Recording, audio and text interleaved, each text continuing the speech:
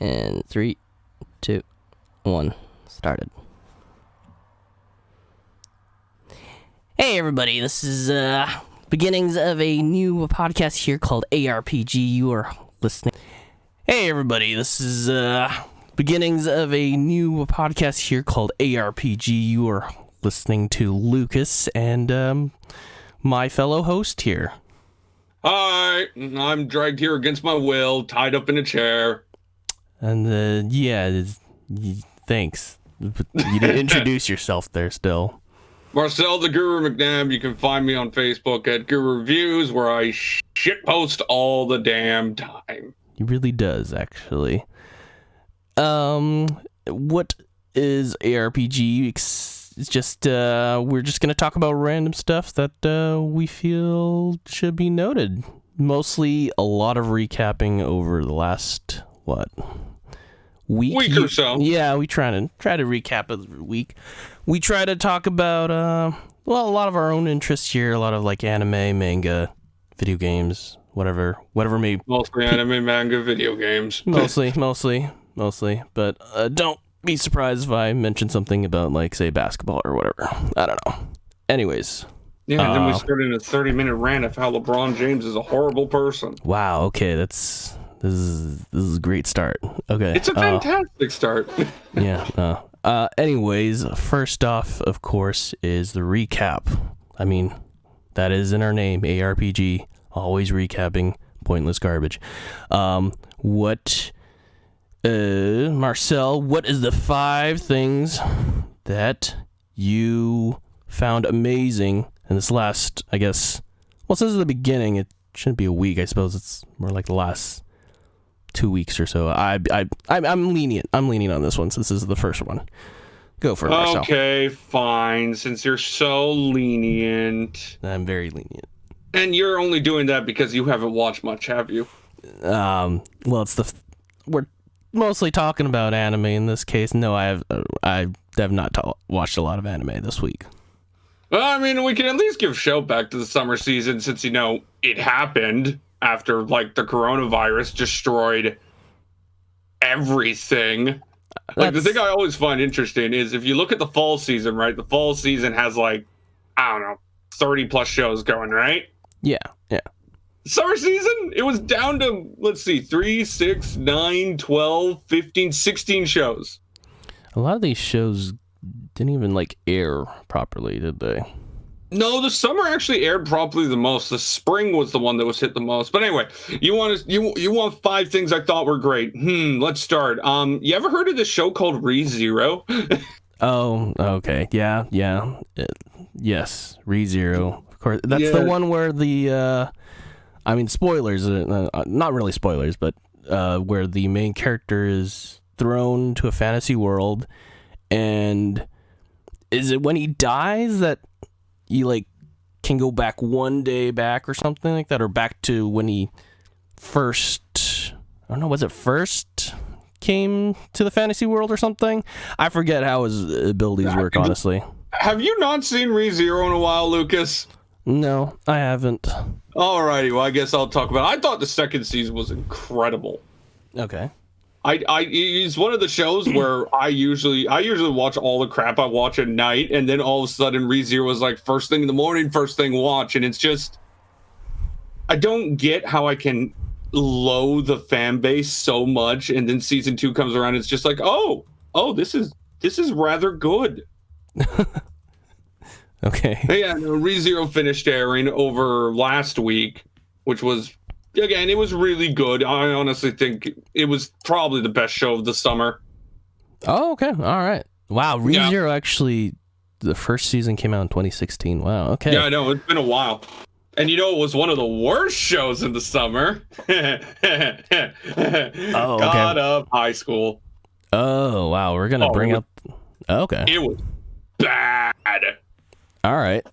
So we're going to talk about the top worst things as well. I'm just going to rant about God of High School since I'm looking at it. Like, God of High School was such a fucking train wreck. It wasn't even funny. I mean, I've read the synopsis and I looked at I think it was a webtoon, a Korean webtoon or something. Yeah, God of High School was a webtoon. Yeah, it looked very interesting, honestly. I think I read like the first chapters. Wasn't unfortunately able to continue because I had a lot of other manga and webtoons to read. But yeah, that's unfortunate, honestly. As you guys can see, he's the guy who reads the manga. I'm the guy who watches shit. I mean, I watch a little God bit. of High School was so bad because it starts off interesting, right? You know, fight, tournament arc, rah rah rah, that type of crap, right? Okay. Yeah. And then you start to realize, you sit there and you watch, this show gives me no reason to be invested in the slightest. Like, it has all these things. It's like everybody has these god powers, and it's just like, okay, well, why does modern day Korea have god powers? I'd like to at least know. Oh, you're not going to tell me that? Okay. Well, that isn't terrible. Okay, well, the villain, he's after this thing called the key. Well, what's the key? Why would somebody want it? Like, what's the point of this? And it's oh, you're not going to tell me that either. Okay. Okay, well, how about this? Why is this cult showing up and trying to summon their god to apparently destroy the world? Oh, you're not going to tell me anything about that either. Okay. And that's just it. It doesn't tell you anything. Okay. That's I mean, that is definitely one weakness, I suppose, in that case. If you're like I don't want a show to just hand me every single thing possible, right? But you need to give me reasons to actually give a shit. Right. You want to just at least connect either to the characters or you find the story interesting. Let's use One Piece as an example. One Piece, you know, the whole goal, find One Piece, right? Yeah. You know it's important. Here, this key, which apparently gives the villain this powers to become a god, we don't know why it's important. We don't know why it's inside somebody. All we know is the villain wants it. It's just like, oh, okay. He just wants it. And right from the get-go, it's like, oh, this is the MacGuffin. I guess. This is the MacGuffin that needs to be... I guess he made the long-term goal. Here's the worst part. This villain, right? Mm-hmm. He shows up and he destroys the leg of a competitor, right? So, okay, unlikable, not bad. You want to guess his reason for everything? To be he views everyone as a lower life form or something, and he's trying to be merciful or something like that.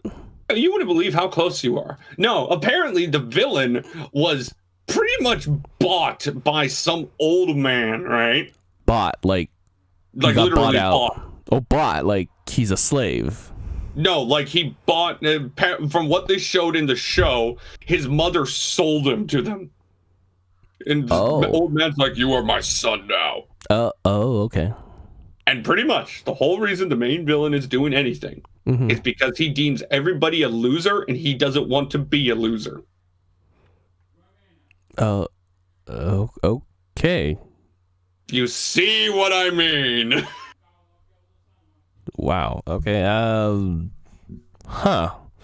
And like, I mean, that's the reason why I called God of High School the worst show of the summer. Okay. Like, it's worse than Monster Girl Doctor. It's worse than Uzaki-chan. I'm looking at some of these reviews actually on Crunchyroll for God of High School. Wow, there's 378 people that 5-starred it, and 31 that 1-starred, and 46 that 2'd. Yeah, well, I'm a degenerate. That means I don't know. There's some people here that are, having some honest feelings. So one of them gave a 3-star and says, so far it is okay, and the story's a little fast-paced, but has an incredible animation style, which I find very eye-catching. The characters are funny. There's nothing to deny that God of High School's animation is out of this world. Oh, I bet you. I mean, I just saw the trailer, so it looks like really good. The battle fights are absolutely incredible. But here's the thing, and this is what our friend Dakota says about, say, Ruby, right? The fights in Ruby are great, but you can watch the fights on YouTube. Yeah, that's true. Or just like those clips that Crunchyroll sometimes puts out on YouTube. Yeah. You literally do that. So yeah, God of High School to me was the worst show in the summer. It just does nothing. It does nothing, and it's frustrating to watch.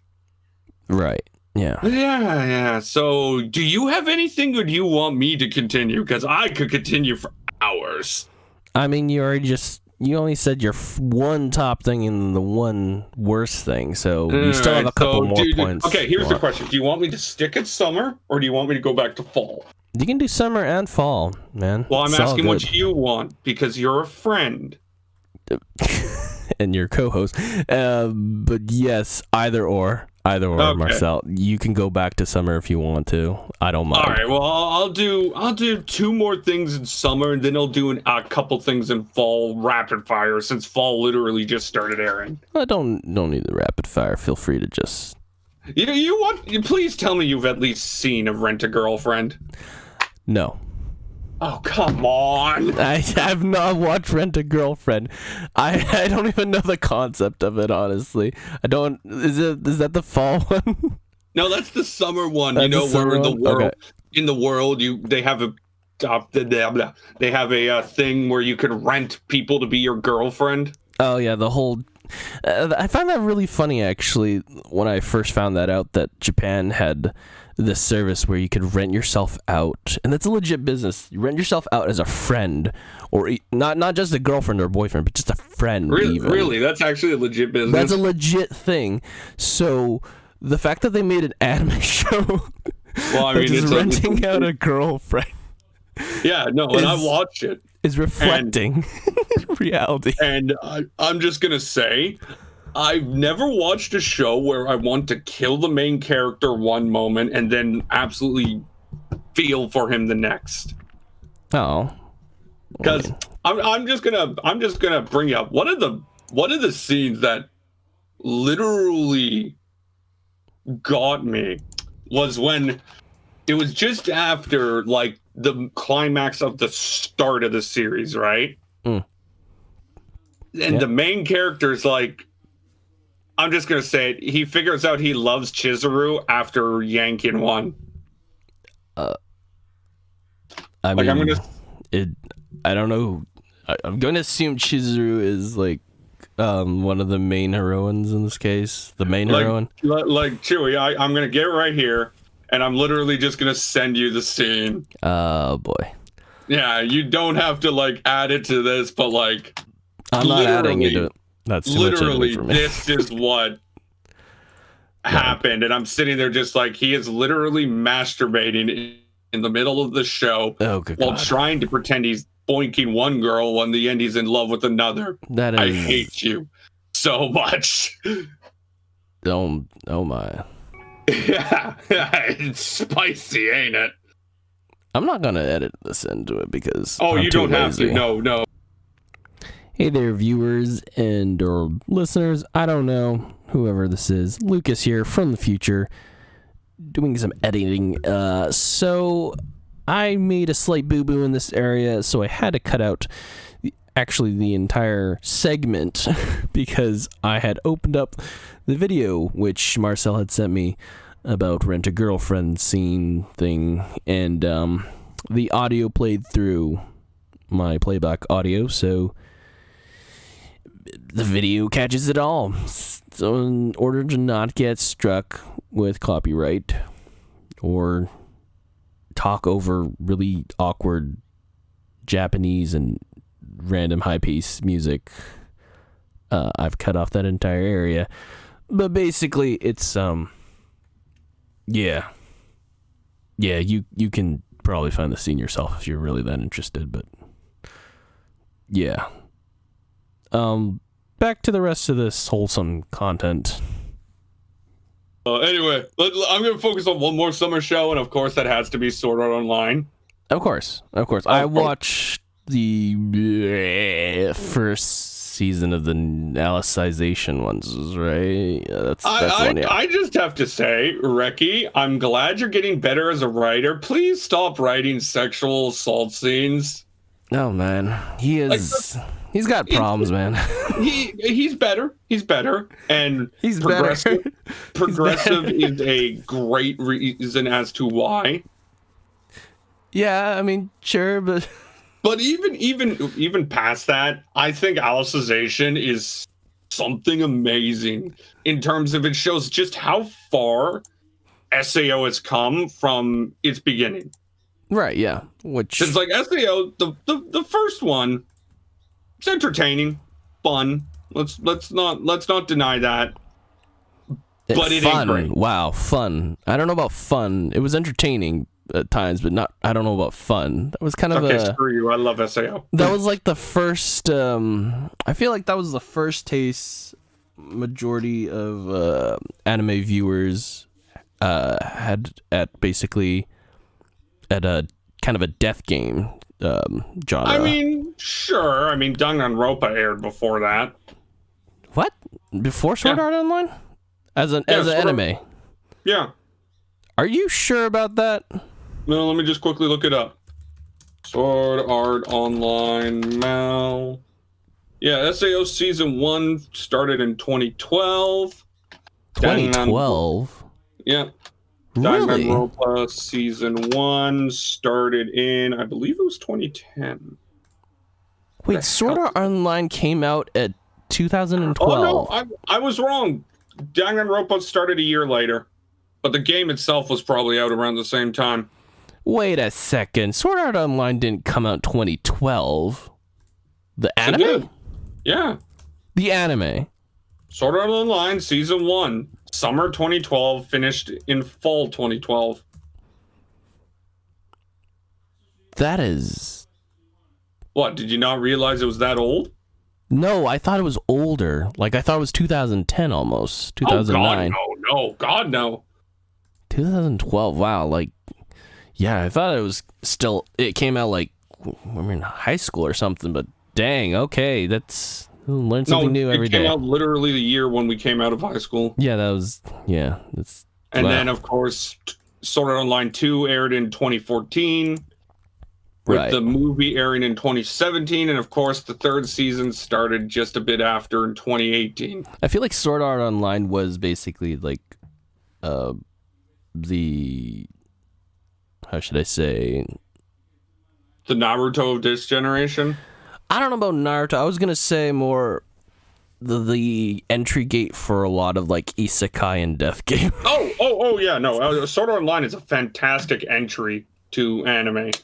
Oh yeah, especially to the huge isekai genre, which is blown up in the 20s. But it's just like, Sword Art Online Alicization is just such a spectacle to watch.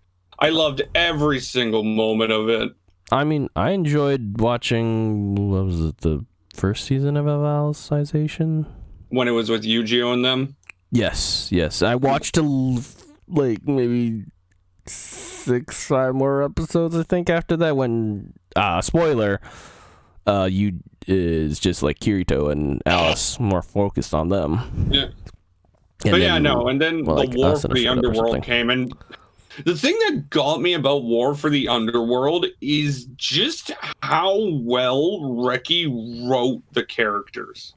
And I'm not talking about like the normal characters like Asuna, all them. Screw them. You're talking about They're like not important. Alice and stuff like that.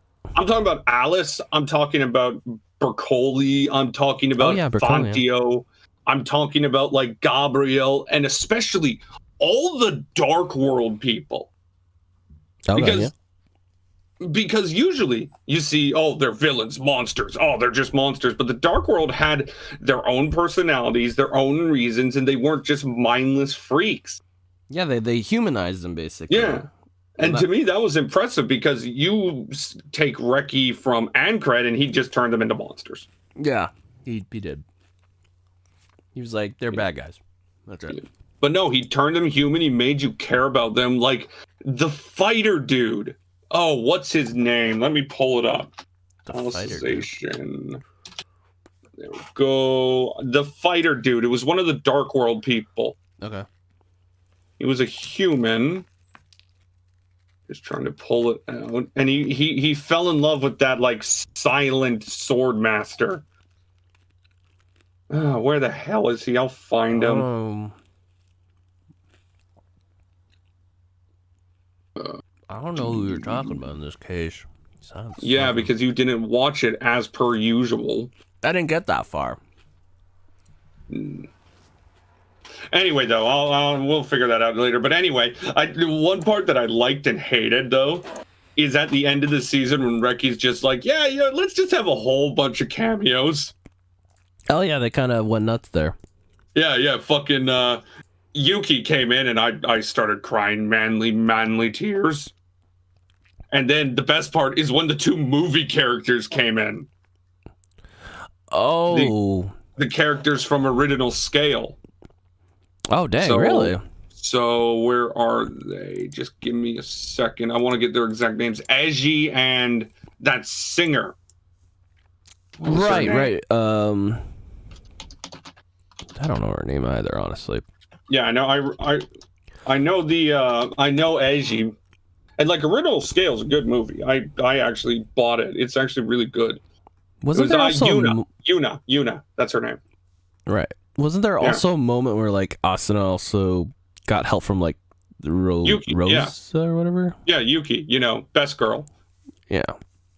From the God, I miss her. Rosa arc or whatever it's called. Yeah, Mother Rosario, which is like one of the best things ever made. That was honestly pretty interesting that they're not interesting. It was more entertaining that they brought back all these cameos from old series and stuff like that. It's nice. Yeah. Characters you. All right, I guess we can at least mention stuff I've enjoyed, and maybe you. Have you watched anything this fall? I'm gonna guess no. No, it just started. It wasn't like that much. Degenerate whore. I've only listened to like, well, actually, maybe I don't know. I think I might have watched Yashahime. Yes, you did, and we'll get to that. But yeah, right now, like almost everything has aired. I mean, we still gotta wait for stuff like Is the Order of Rabbit season 3. Mahoko Koko no Retase, has it come out? Say that again. Mahoka's had its first episode. Sorry, that's a regular high school whatever thing. Yeah, that just. I hate that show. I really do. How about, I don't know what it is in English, Yukoku no Moriarty. I'm pretty sure this one's supposed to follow. Oh, Moriarty the Patriot. Follows William James Moriarty. Oh, yeah, no, that one hasn't aired yet. It's going to be on Funimation. But yeah, no, in my opinion, out of watching it, the 5 shows that got me interested the most in the first episode was, I want to get the English name, The Adventures, The Wandering Winch, The Journey of Elena. Oh, I know that one. Third season of Is It Okay to Pick Up Girls in a Dungeon? Oh yeah, I'm waiting on that. I don't know if I finished 2 though yet. Tonikawa, Over the Moon for You. That one looks very, very cute. Oh, that one Truck-kun tried to kill somebody and instead he got him into a marriage. Yeah, looks very wholesome, honestly. And then, of course, there's the Inuyasha sequel, which I was watching and crying throughout because, oh my god, this show is my childhood. Yashahime. Oh, it's Princess Half Demon. How? Let's ignore the sequel, like the finish of Inuyasha, right? Let's ignore the finish that happened in like 2009 to 2010, right? Yeah. Okay. I remember watching Inuyasha as a child on YTV.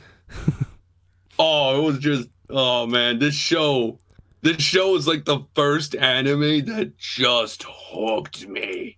I don't know if I was watching Inuyasha back in the day. I know a friend was definitely into Inuyasha though. Back when we were even before high school and stuff like that. I don't know. I guess maybe I just was watching TV at the wrong time, really. Yeah, it was late night on YTV, like 8, 9 o'clock. Oh yeah, no.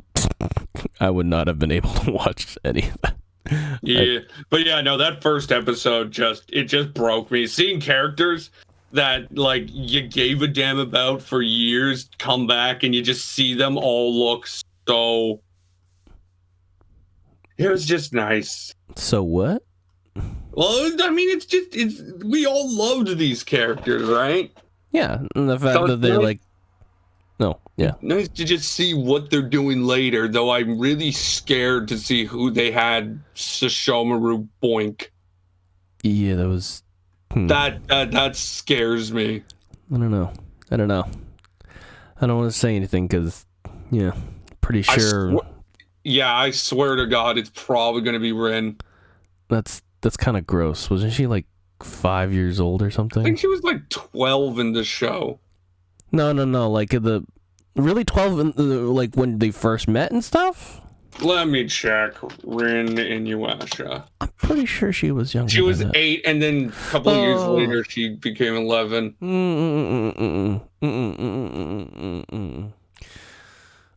Unless it's like a huge time skip, my dude. That's a red flag. It's not much of a time skip since his daughters are like, let's see, Setsuna is 14. Oh good God. Oh thank God. Oh God. I don't know about that. All right. Any other great things happening? Don't watch 1 Million Lives. Oh yes. Okay, we're going into the. Well, there's no reason for me to talk about much if you haven't seen much. I mean, but you at least know about I'm Standing on 1 Million Lives. I've watched a lot of the trailers for a lot of these, and I know the concepts on a lot of them. So feel free to just go off. I decided to watch the first episode of I'm Standing on 1 Million Lives, and you ever just watch a show and just like, nope, I am not touching any more of this. Dude, I read the manga on this one, and after a few chapters, I narrowed my eyes, and I was like, what am I reading? Like, you remember Arifuta, right? Drawing a blank. Nope. Arifuta from Commonplace. Yes. Like, you remember how the premise was like, this edgy guy, he hates everybody. Because he got betrayed. Oh my God. And he became cruel and will kill any person who wants to cause him misfortune. He would smile in front of danger. He was the weakest enemy. And then he turns out to be whipped within the first 5 minutes. He was the weakest and now he's the strongest. Wow. He's gonna get his revenge. That's just basically revenge porn, wasn't it? Yeah, Yeah, and then we got this main character, Yusuke, being just like, get the hell away from me. If you die, I die. And being this edgy guy, and I'm just like, nope. Just nope. I couldn't really get into the concept at all because I was lost on the first couple chapters of that manga, and I was like, what are they doing? What is going on half the time? Are they dead? I just don't think people know how to write edgy protagonists who are just super edgy and we hate everybody, and instead I become whipped by the first girl I see. I feel like this was just a really bad take on trying to make isekai very interesting. Or not interesting per se. Well, I mean, interesting, yes, in this fact that it's different from the other traditional isekai, right? Where it just gets like, oh, you're overpowered as hell. Oh, you're gonna get more overpowered as hell. Oh, you're literally a god, kind of thing. And then there's no progression. There's not a lot of I feel isekai stories that really bring a nice, balanced, interesting main character that is not OP, but maybe can be OP. There's I don't know. There's not a lot of them. Just go watch Shield Hero. Yeah, I mean, everybody complains about the slavery aspect in that. I'm like, it's an entertaining show. It's pretty good. No, yeah, I watched it, and I've also read the manga, so I know it's a light novel, dipshit. No, it's actually got a manga adaptation. Oh, I forgot 2 things. One, Kimi-sen is a show that just aired yesterday. Kimi-sen. What's It that? is in English. It's Our Last Crusade or The Rise of a New World. Last Crusade or The Rise of the New World. Okay. It's pretty much a Romeo and Juliet-esque story. One side is all magic, the other's all science. They're trying to kill each other, but the main characters want to boink each other in the end. Kimi-sen. Well, it's Kimi Tuboko no Saigo no Senjo. Oh, that one. Yeah. I don't know why I like those type of shows. I think I read the manga on that one too. I'll probably watch that. I was a huge fan of Boarding School Juliet because of something like that. Dang. Okay. Yeah. But yeah, there's actually one show that we need to talk about before we move on to Chewy rampaging about manga. Well, I mean, I'm gonna talk about anime too, but yeah, sure. Higurashi. Oh, right, this one. It's 24 episodes. Yeah, and you know what I just realized about them too? The guy that did it. I don't know what they're called anymore. The studio that did it too. Okay, Pasone. No. The writing studio, because Higurashi, when Kikitas Cry, or When They Cry, sorry, was originally a like visual novel. Video game, and the developer was 07th expansion it's literally just like a small team. What's his name? I forget his name. What's his name? The guy who did it all. Oh, I have to look this up now. Ryukishi07. He's the guy who also did Ume Neko, When They Cry or something. Oh, I never heard of that. Oh, I can't find it now. Yeah, I just pulled up Ume Neko When They Cry. It's the Golden Witch one, where it's like it's I don't know if it's a murder mystery just like it pretty much, but it's got the same style pretty much. Where it's like, yeah, you can clearly see the same style. And man, I watched that anime, I think, when it came out, and I was so confused half the time. I was like, what is going on? And I was like, I'm never going back because that just confused the hell out of me. I don't know what's going on at the time. And I didn't realize at the moment that was just like Higurashi, because I did not see Higurashi at that time. Oh yeah, no. And these were all based off these like murder mystery visual novel games, and I did not get it at all whatsoever. Confused the hell out of me, and that's now when I see Higurashi, I understand why I don't like Higurashi, because it reminds me of Ume Neko, and I'm just like, I don't get it. And I need to enter this. I feel like I need to enter the series, either Higurashi or Ume Neko, from the beginning, and really be open-minded to it, because I feel like the stories probably are really, really good, but I just can't follow. I mean, let's be real. We watch Higurashi to punish ourselves. Well, I mean, yeah, but like overall, there's still a very underlying story to it, I'm pretty sure. Oh yeah, there is, but I mean, when the show opens up with somebody literally killing somebody with a baseball bat, let's be real. You watch Higurashi to punish yourself. I mean, sure, in the beginning, because it's like the murder part and everything. Though I do think Pasone is doing a much better job animating it than the original studio did. Passione? Sorry? Yeah. Or Passione? I don't know. Yes. What was the old studio actually that did that? Let's see. Oh, I think it was Studio Dean. Yeah. Studio Dean. Yeah, and Dean, of course, is famous for completely ruining 7 Deadly Sins. The infamous Ben, or no, not Ben. Sorry. What's his name? Meliodas. Meliodas just lying on the bed. Oh, dude, that killed me. That actually killed me. And then they got 7 Deadly Sins season 4 coming this winter. Are they still the animators for that? Yep. Oh boy. Drop that. Animated, of course, by Studio Dean, most likely. You heard it here. Please drop that. Please drop that right now if you're watching that. I don't know. if you're watching any anime right now, if you're listening, viewers, just drop it. All right, I've done enough talking. Is there anything in anime-wise you'd like to rant about? Anime manga, I got stuff to talk about. Alrighty, Lucas. What are the top things from my week? Recapping, some of the stuff you've already brought up, but Yashahime. Oh yeah, that's just Marcel. Can we just talk about the music? Like, I love the story. I watched the first episode. It was great hearing all the old actors and everything like that.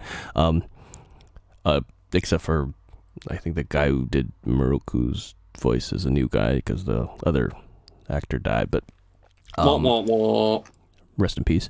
But the music, not just the opening and the endings, but like if you actually go back and watch the first episode and listen to that BGM, that background music, oh my god, like that's classic.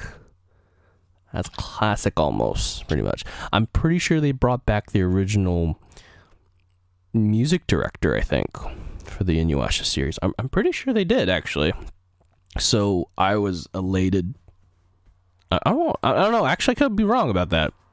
I kind of want to look that up now, but I'm pretty sure it's the same guy who did the original Inuyasha stuff. And wow! All right, let me take a look while you continue talking. I don't remember. But wow! And then let's talk about the openings and endings. Wow! New Era by Six Tones. Six Tones, I think, did a opening for or ending for another. I think it was opening actually. It's opening song for another anime. This was it summer season or they did Navigator? Was it Navigator? I wouldn't know. Navigator Six Tones. I believe it was opening for. Yes, it was The Millionaire Detective. I think that's I heard about that show. People were really liking that. Is that summer? Yeah, that was summer.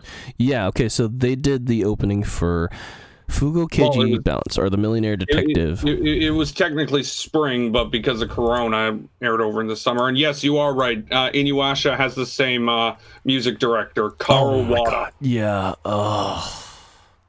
Oh, well done. Well done. I feel like there was one thing that I missed though, that Chewie deserves to experience. Oh, you're okay. You still want to explain? Okay, well then I'm gonna keep going, and then while you think about that, the ending song for that break. Yeah, I don't know who Uru is though. I looked her up and I do not know who Uru is. I'm gonna try that. Look it up right now. But I have never heard of a performer or artist named Uru. And I'm a little upset because her voice is incredible. Honestly. Alrighty. Uru. She has done theme songs for... Oh, she's done theme songs for that famous show I keep ignoring, The Legend of the Galactic Heroes. Oh, really? Oh, and she did the ending theme for Grand Blem, which was a piece of shit. And she did the ending themes for Mobile Suit Gundam, Iron Blood Orphan Season 2. Oh, dang, yeah, she did. Negai? I think? Oh, no, that's Granblum. Yeah, don't watch Granblum. That show's garbage. I am sad that I've never heard of this artist before. She's incredible. I want to go and listen to these songs afterwards, but okay, yeah. Yashahime music, incredible. First episode. I can't wait for the next one. See what other stuff. Tomorrow. Yeah, I will wait on that. Not tomorrow, the next day. It's a Saturday show. Oh, yeah. Or Friday night. I don't know. Anyway, there's one thing I want to point out. That Peter Grill show is the greatest thing ever made. I'm really gonna talk. Okay, yeah. I mean, It's stupid. It's bad. But I couldn't stop laughing. It's like the most stupidest Remember when I sent you a picture of like that giant ogre? Yeah. And it's just like I can't believe it. Somebody's happy after having sex in this show. Oh, like it really just shows how like entertaining 12-minute shows can be. This was basically, I know you're probably gonna hate me on this one, but you know what was it? The Species reviewers. This is just Species reviewers done right, honestly. I mean, at least interspecies reviewers tried to at least make the world logical. In terms of like the monsters themselves. Sure. But like it wasn't just sex for the sake of sex. Yeah, but like there was nothing else to that. Oh yeah, no. Like, there's no doubt about that. Nobody's actually saying that. It wasn't funny or anything almost. It was just kind of sad at times. I don't know. I watched it. It was pretty funny.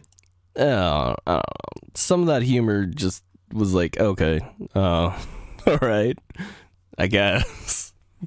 For me, it was just okay. But at least I feel with Peter Grill, and like I've read the manga and I've watched a few episodes. Just you can't stop because it's so stupid sometimes. Yeah. This goes to show how powerful breasts are. I mean, they kind of embrace that whole stupidity, unlike interspecies reviewers, where they just embrace like trying to make sense of. Well, I mean, the fantasy world, I suppose. But okay, was that all that you wanted? That was it. I just had to let loose. Okay, next couple things. Let's see. Solo leveling. You know solo leveling, right, Marcel? I know of it. I have not read it. Okay, it's well, I feel like there's a trend going on with Korean webtoons or manhwa or whatever, where it's like all these like turning reality into like video game kind of stuff, or like video games are breaking into reality or fantasy, I suppose, in a sense.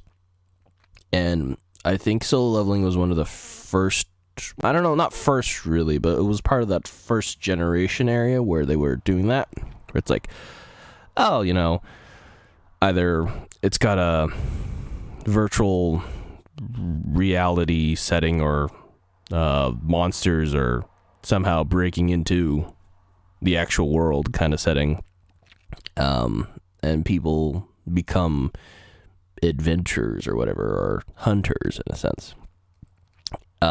And solo leveling was so incredible. The art style was just wow at the beginning, but as it progressed, it just got better and better. And if I remember, didn't the manga guys say he was gonna quit? I don't remember, honestly. But I hope he does it because no, it was Tower of God. That's it. Yeah. Okay. Yeah. That's a different one. But yeah. He said he was going to take a hiatus. Okay. Well, the progression of like the main character in solo leveling is basically just amazing. The story and the writing and the story and the writing are together, whatever. But like the visuals in general as well, were just great. And then this last week, I think, reason why I'm bringing it up is this last week is that they're entering a new arc, and it is gonna be hype. I don't want to spoil anything because people have probably not read it, but it's gonna be hype. So much stuff has happened so far, and I just cannot wait for this. Well, I'm glad to see you're actually watching something. It's not an anime, but yeah. Another one, Haikyuu, to the top, second half. Oh yeah, no, that first episode was pretty good. Oh yeah, I can't wait for the entire match to be. Haikyuu's always been probably the most consistent sports anime. Definitely, and they, you know what? It's not the fact that they're like you know how like in traditional sports anime they're like, it's gonna be like a super move or whatever like that, or they add something like freaking ridiculous to it. No, they're just actually talking about the tactics, I mean, let's be real, those quicks are kind of anime. Well, yeah, I mean, besides that one thing, everything else they bring up. The last episode ended with the other team doing a quick. I mean, sure, but there are some things that just like are brought up that are like everyday people could probably just do that, like the rebounds. Like I didn't know about that, and I played volleyball. Yeah, that is true. Rebounds, the technique in like receiving or like doing overhands over underhands, and like just talking about serves and stuff like that, and like the whole different strategies of like the serve and block strategy, and it's just like, yeah, I'm just glad that Haikyuu is still here. I was really sad to hear that they had like what's it like after second season they had like the cast or something was having like internal issues or something with each other, chemistry issues. Oh, I didn't know that. Yeah, apparently. I don't know where I got this from, but apparently there was some like, I don't know, maybe chemistry issues or something with some of the voice actors. So it almost seemed like they weren't going to continue it for a while, because like there was like this big huge gap in between, I think, 2 and the Shiratorizawa season, where they just played them for the full season. Chewy, I hate to tell you this. Or was it for 1 and 2? Chewy? Yeah? Apparently, season 2 ended at March 27th, and season 3 started October 8th, 2016. 27th of what? 2016. I don't remember then if it was from... There was a decent gap between 1 and 2, but nothing outrageous. It was only 2 years. Okay, what about from Shiratorizawa to the next one then? Alright, well, the next one was the movie, and yeah, that was a 4-year gap. There you go. That's the one I'm talking about. Season 3 and season 4. Then it wasn't season 2 and 3. There was 3 and 4 at that point. Yeah, there was a 4-year gap between season 3 and season 4. Since season 3 finished airing December 2016, and season 4 only started January 2020. Yeah, there was that big gap area. There was like rumors or something like that they might not come back because of all these weird chemistry issues with the voice actors. Well, then you slap a bitch. I think they had to replace a couple people, and that would make sense. I do remember what was his name? The coach, right? Yeah, his voice is different, isn't it? Yeah, and I noticed that right away. Yeah, yeah. Where is he? I don't know what exactly, if that was true or not, but that really was kind of sad. But I was happy that they ended at the Shiratorizawa match for me, really. I thought that would have been probably pretty good to end off at. It was lucky on their part. Yeah. But, oh, yes. To the top second half versus Inarizaki. Come on. Yeah, he does have a different voice actor. Yeah. Besides that, what else? Anything else? I'm kind of hyped to watch Dragon Quest Dino Daiboken. Of course you are. Yeah, well, I want to try it out. Well, I watched the first episode too. It wasn't bad, but like I don't expect anything from that show. It was this is the remake, I believe, because the originals came out in like. Yeah, it's a remake. The original animation came in like in 2019, 90s. But like maybe? I don't know anything from that show. Excuse me. I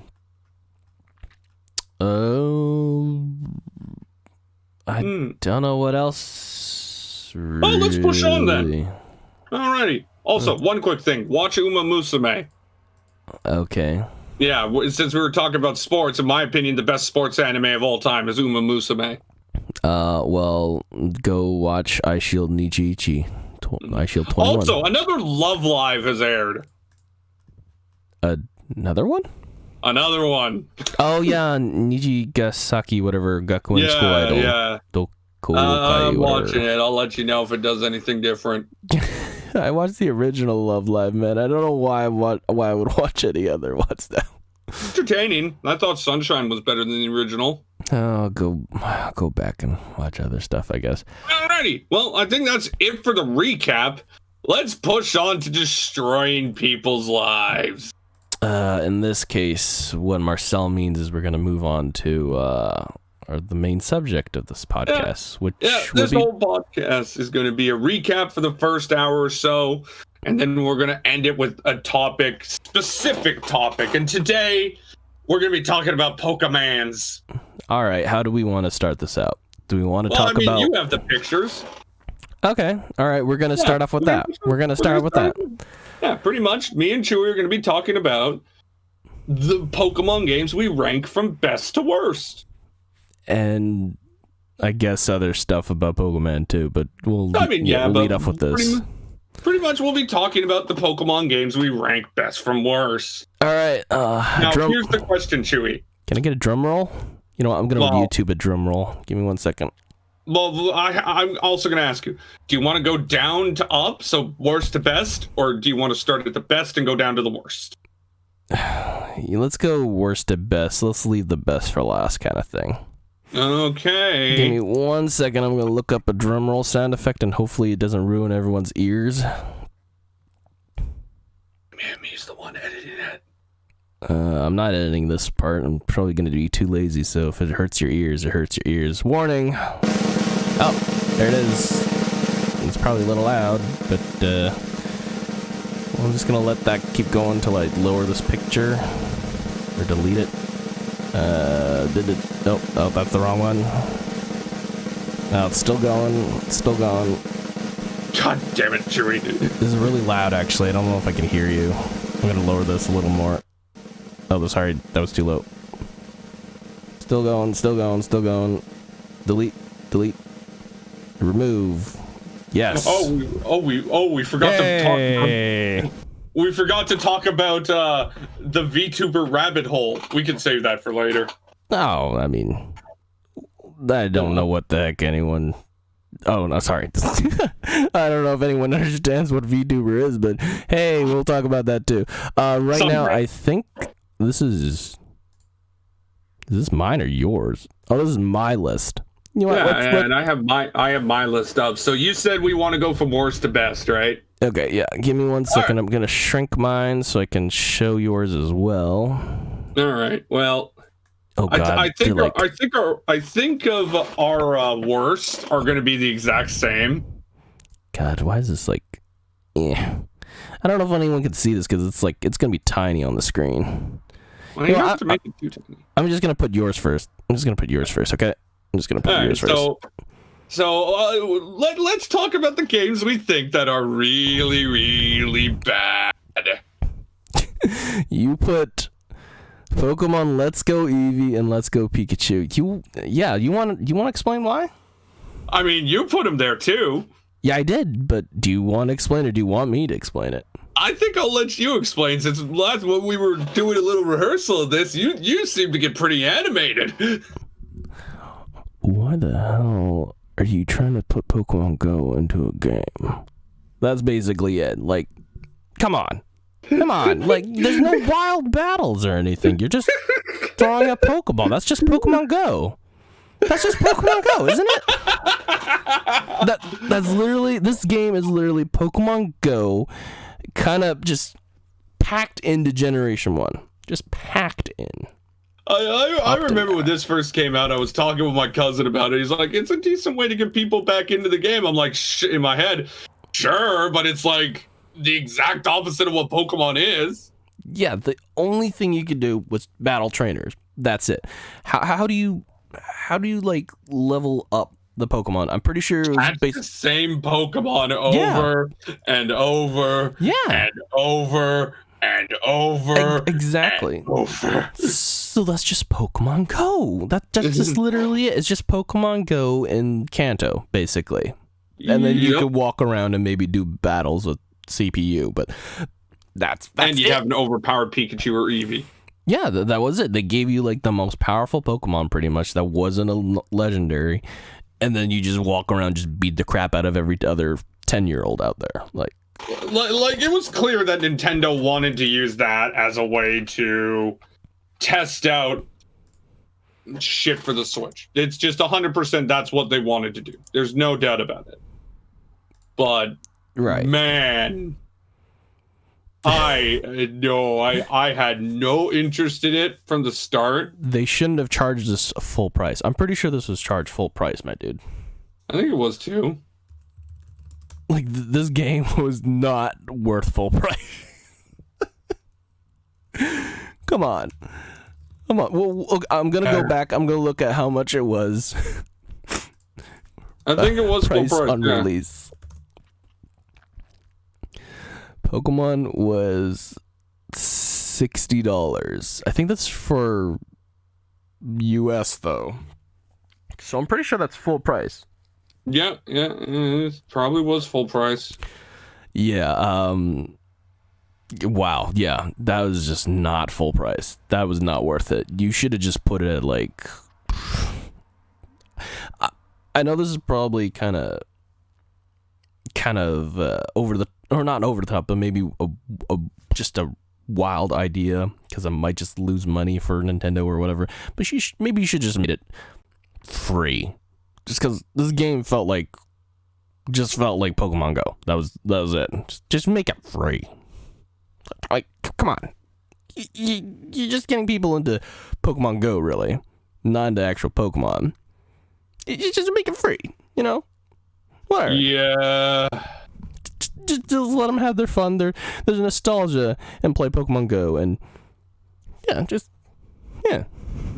Well, why'd you charge us for this? Yeah. I look. I never was gonna get it, and it's just no. The fact that they tried to also like make it seem like, oh, it's worth the purchase because like you can get like a Pokemon like or giant Eevee or giant Pikachu, Dynamax Pikachu or Eevee and Pokemon Sword and Shield if you played Pokemon Let's Go Eevee and Pikachu, you know, depending on the version. But like no, that's still not worth it. I want my money back. But you didn't even get it. No, but I want my money back, you know, for all the people that bought it. It's just not worth it, man. Come on. Okay. And for people who argue that this is a great game, fuck you. Oh I'm sorry, God. man, but like, come on. Why would you pay full price for a game that's literally not even the main game itself? It's not. There's like no strategy in this. How do you get your EVs and like IV training going? Or like, this is just bizarre. You're part of the problem. You're part of the problem. I'm sorry. You're part of the problem. Like, get off your high horse, because you're part of the problem. I'm sorry. Okay. I think we buried that horse. Let's put some mulch on top of it now. Let's go up a tier, okay? What did you have in D? I have it up right now. Next year's is very small, but basically it looks like it's the same. You had red, blue, and yellow. I had red and blue in D category. Yeah, and then you had Pokemon X there as well. No, I moved it. I forgot to send you this new one, but so pretty much our D is pretty much the exact same. Which is understandable, because Generation 1 is just... I'm going to piss a lot of people off by saying this, but Generation 1 almost killed Pokemon. I mean, yeah, because it's the first game. Yes, but like when you look back at it, and I'll get to more of this when we talk about Generation 2, but Generation 1 did so much wrong from just a basic design standpoint. First game or not, the fact is, if Generation 2 did not do what it did, Pokemon probably would have died. I mean, you have to also keep in mind, this is like a new entire series being brought into the world, right? I get that, and that's why I'm not like going super hard. No, like it's an F tier. It's like, Yeah, Pokemon, like let's go, there's no denying how important Generation 1 is to Pokemon. Yeah, there's no denying. But there's also no denying that Generation 1 is a piece of shit. I mean, the one thing that really got to me was, I mean, it's probably something technology limited in that case, but like, dang, was like everything like so slow and like, whoa. I just thought it was just, yeah. Here's the thing that gets me. I can go back and play Pokemon Crystal. Right. I can go back and play Pokemon Emerald. I can go back play Platinum. I can never go back and play Generation 1. I mean, everything is so different too, because like wasn't like special moves. Yeah, like, special was a combined stat, which meant that Alakazam was a tank. Yeah. And Chansey could hit you with nuclear egg bombs. Wasn't it like Rhydon or something? Like one of the best Rhydon Pokemon? was great. Tauros was a nightmare. What else? Wigglytuff or something? Wigglytuff was decent, but like Tauros was a nightmare in competitive. Oh man, like the Pokemon that were like meta then is just not meta at all. Yeah, like I'll pull up a video. Like there's a video of a guy I watched called Full Swipe Gaming. And wasn't this like before they started to make like special attack move? The special attack moves were all like specific element or like not elements, sorry, typings or something like ice or something or water. Was it? Here's the thing about freaking special, the physical special split, right? Yeah. Like the physical special split came in Gen 2. Okay. It helped, and then Gen 4 fully fixed it by making the actual moves not decide what's physical special. Right. Like for example, Fire Punch was a special attack. Oh, right, yeah. Same as Ice Punch. Yeah. And all ghost moves, I believe, were physical. Yeah, that was weird. Yeah, no, I just don't get it. But anyway, the best Pokemon in Gen 1 were like Exeggutor, Snorlax, Starmie, Rhydon, Golem, Chansey, Alakazam, and Tauros. Yeah. I can see, like, I don't think Exeggutor is meta anymore. I honestly have never touched Pokemon Pro battling or whatever. Well, I mean, if you ask me, like the only Pokemon out of like the Gen 1 dominance that have stuck around is probably Snorlax and Starmie. Okay. And even then, they aren't like any good, right? Right. I mean, like if we pull up Showdown, right? Since Showdown has the latest Pokemon tier list. Like let's just do a quick team builder, new team, add from Pokemon. So like in OU, there's Alakazam, right? So he's still stuck around. Yep. But like out of the ones I mentioned, none of the rest of them are in OU. We don't see them in UU. We don't see them in Ubers. We don't see them in... Well, we see Chansey show up in UU. But, like, everything else, you go further down. Yeah. And, like, I still can't see Exeggutor. Yeah. But that's just kind of it. Gen 1 was dominated by Pokemon that are just kind of garbage now. Also, for being, what, like, how many types? They only had, like, they were only missing 2 types or something back then, right? It's just the new ones are Gen 1 had Steel and Psychic, Fairy. Ghost, Poison, I'm pretty Ground, Rock, Grass, Fire, Water, Dragon. Yeah, so the only things they were missing was Fairy and Steel, the new ones, which will be introduced later. Oh, yeah, and Dark, right. Because Dark and Steel will be introduced in 2nd generation. Fairy would be in... Introduced later. 6, I think? Yeah, Gen 6. Speaking of which, why don't we just talk about Gen 6? Okay, wait, before we go any further than that, though, also another reason was, honestly, the diversity in Gen 1 was not great. What diversity? Yeah, like, you talk about, oh, we have Dragon type. Oh, but there's only one evolution line. Okay. I mean, they didn't add a new dragon outside of Kingdra till Gen 3, where they added much more. Yeah, I don't even talk about Gen 2, man. It's just like, well, you adding a Dragon type? Yeah, well, this is one. Okay. You got Dragon type gym leader. Yeah, just, put the one. Put the one. Wait, wasn't Gyarados considered dragon? No, Gyarados is water flying. It's still, was still considered water flying. So, but anyway, so like that Gen 1 to me is it's the only generation I can't go back and play. Like, I can play the remakes, but even then they're kind of hard to play still. Really? I can play the remakes just fine. The remakes are just fine. It's just alrighty. So let's move up to the next tier. So the only difference between us here is that you have yellow and D, and I actually had yellow and C. The only reason I ever bumped it up was literally because of the Pikachu that follows you. Okay, fine. Screw Pokemon Gen 1. All right, so wait. How much of a difference is there? Because like I'm looking at it C, and you have Generation 2 here with Pokemon Y. Yeah, I put yellow, silver, gold, crystal, Y and X here. You put there YX. is a big difference because I have Sun and Moon here, Platinum and Pearl here, and X and Y here.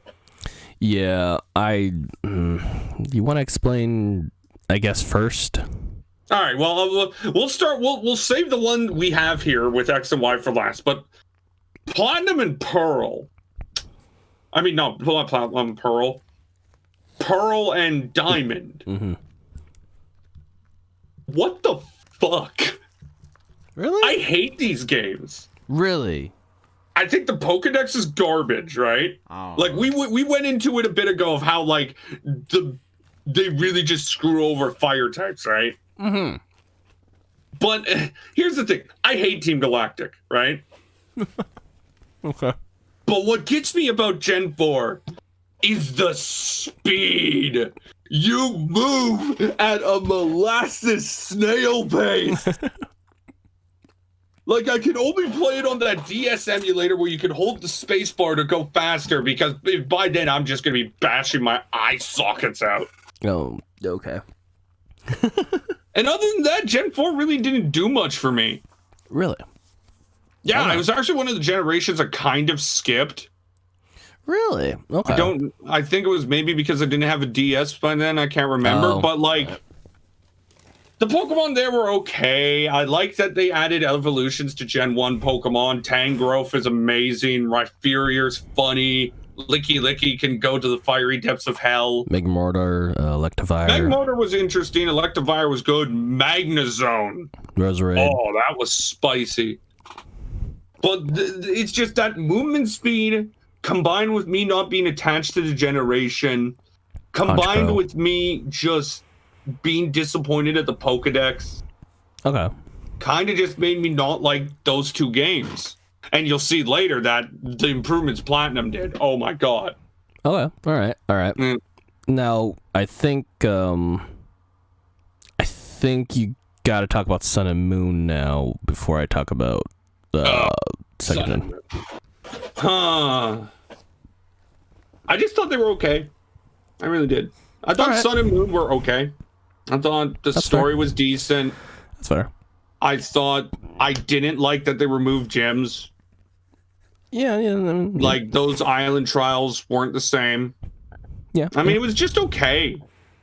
Yeah. There's really nothing more I can say about it, right? Yeah. All right, so talk about Gen 2. I mean, I like the whole thing that, you can go back one region. That was great.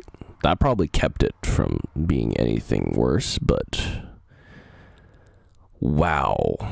From being like the next generation up, I mean, that was great that they added, like, silver, dark, but they didn't even add that many. They didn't even add that many, like, dark types. Yeah, because they had to fix everything Gen 1 screwed up on. Yeah, but, like, they didn't add anything. Think about this, Chewie. Think about all the issues Gen 1 had, right? Yes. From a mechanical standpoint.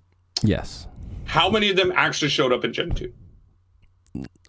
Didn't they change the whole special attack thing, right? And the attack. They didn't change the whole special attack. Like, the moves, like, outside of that, like, how many issues were there? They split up physical special. Okay, yeah, that was good. Yeah, for sure. That was huge. Yeah. They fixed up mechanically. There's far less glitches in Gen 2. Oh, for sure. They balanced out the region more, so there's more viable Pokemon because of it. I mean, debatable, but yeah, sure, yeah. There's more viable Pokemon in Gen 2 than there is Gen 1 simply due to the physical special split. Well, yeah, because they fixed that. Yeah. I mean, but it's just... Come on. No, literally, Gen 2 saved the series. I feel like Gen 2 did for sure do something different and, like, fix the issues, but I like the music, I like the game in general, but it wasn't amazing. Like, it didn't blow my mind. Or, not that it didn't blow my mind, but it just didn't leave a huge lasting impression. Let's go to something we agree on then. Because I feel like the only thing that really lasted was the fact that, you could go to other regions. That was it. You could go back to Kanto region and play the game like it was supposed to be. But again, that was probably much them just saying, "Hey, we're sorry we screwed up Gen 1. Here you go." Yeah, but that was it. Like, but then they're like, "Oh, we're gonna bring over Koga and like Bruno and Lance and yeah, there you go. Cool stuff. Yeah. We're not gonna make we're not gonna replace any not gonna replace any of the Elite Four. This is all good, and but they did replace 2 of the Elite Four. What, back in Kanto? No, they replaced 2 of the Elite Four in Gen 2.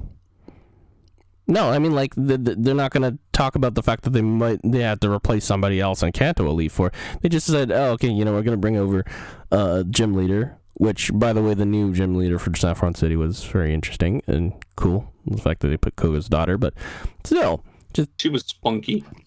That was it. Come on. Like, you don't feel like putting in maybe a different type of Elite Four instead of being like, okay, we got poison type, and we're just going to have fighting type, and we're gonna have Lance just be the champion. It's not gonna be another person. Nobody at all. No new character, please. New. And then one of the Elite Four was dark as well, but didn't. There was just no dark Pokemon really. There was Murkrow and Hondourline. That's it. Murkrow, Hondourline, and she had a Vileplume. But I mean, Umbreon, can't forget that. Oh, but did she have an Umbreon? I thought she only did. I thought she only had. Well, okay, but why Vileplume? Why? Because kind of like the issues with Generation 4's Pokedex, they only had that choice. Exactly. I mean, you couldn't go back and look at some of your old Pokemon and be like, maybe you can make it this a dual type. Maybe you can make this a dark type. Yeah. You can't give Generation 1 a pass on that and then crap on Generation 2 for that. I'm not giving anyone a pass at all. Let's talk about Gen 6. I ranked Gen 1 the same, even lower, except for Pikachu, because the Pokemon Yellow, because Pikachu. Because you could only walk a fucking Pikachu. That was it. Yeah. All right, let's talk about Gen 6. All right, no, where do we start? The fact that it had nothing really special to it. Wow. I mean, I know that as the years go by, they're going to be adding less and less Pokemon because they're doing more to the animations themselves, and they're focusing to me, more on this wasn't even about the Pokemon that was added. This was more just the fact this was the first 3D Pokemon, and it was boring. Yeah, there was just no good story on that one. I'd honestly forget, like, the scientists ladies, except for the whatever Zigcross or whatever Xenocross, whatever. I don't even know his name. Like, that's how memorable they are. Like, what was his name? The head scientist? Yeah, what was his name? Xenosic or something? I'm looking this up real quick. Team Flare. Sycamore. Are you talking about? You're talking about the professor. I was talking about the guy from Team Flare. Oh, that was Lysander. No. The leader is Lysander. I know Lysander. I just don't remember the admins. Like, oh yeah, no, they were pointless. There was like, okay, there's green, there's blue, there's purple, there's I think red, and then there was a guy. His name is Zerosic or something, and I'm like, okay, but then you have the Team Flare admins who are just Team Flare admins. There's no name to it. They just Team Flare admin Celosia. Okay. Team Flare admin Mabel. Okay. No, they're not even considered admins though, Marcel. They're the scientists. They're the head scientists. That's it. The actual Team Flare admins are called Team Flare admins, and they're female or male model.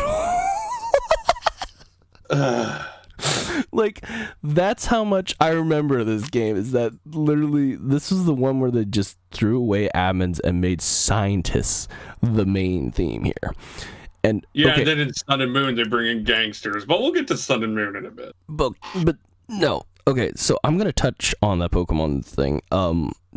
I know that that's not a huge thing for you, Marcel, but wow, that what the heck happened after? Like, some of these designs seem kind of lazy almost. I mean, I was so happy to get Talonflame because that was like one of the most OP Pokemon in there. Oh, Talonflame was ridiculous. But like,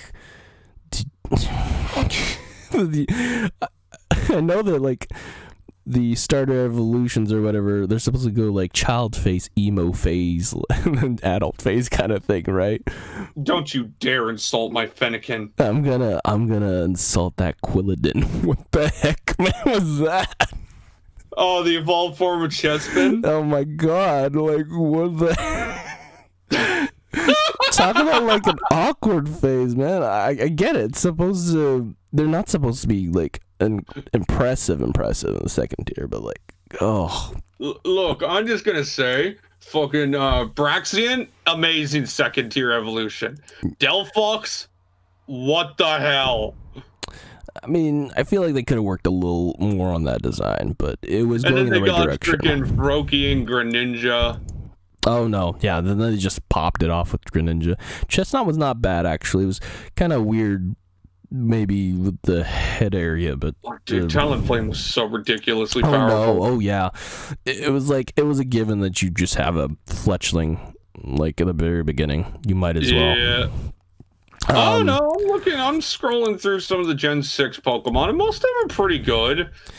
I mean, we can't ignore that Aegislash was one of the best Pokemon ever created. Oh yeah, Aegislash, Talonflame.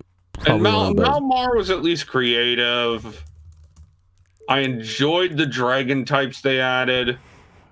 The fossil types were great, but like, come on, are you going to use, Marcel, on your team, the new bug Pokemon, Scatterbug?